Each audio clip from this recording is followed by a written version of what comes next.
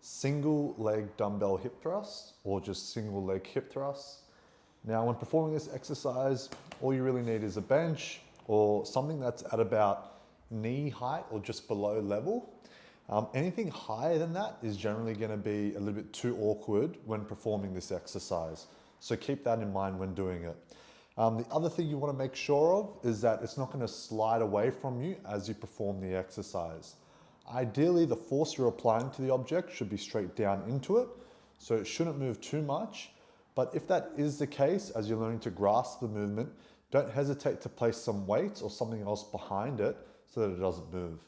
So, coming onto the edge of the bench, or whatever you're using for the hip thrust, and then having just the lower part of your shoulder blade resting against the bench, you're going to tuck your chin, looking down and focusing at your hips, have your hands out to the side, and then thrusting up, squeezing, up, squeezing.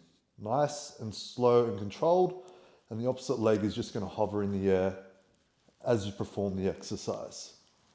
Some things to keep in mind when performing the exercise is making sure you get full hip extension all the way up and making sure you're pushing through your entire foot. If, for example, you feel your hamstring working, then maybe your foot is too far away. If you feel your quad, your thigh working, then potentially your foot is in too close. So once you've done body weight and you're confident, grabbing any sort of weight, whether it's a dumbbell, kettlebell, placing it on your hips, grabbing onto it for support, pivoting on the bench, again, lower part of your shoulder blade, tucking your chin, tucking your pelvis, lifting one leg up, thrust, thrust. All about control and getting a full contraction at the top.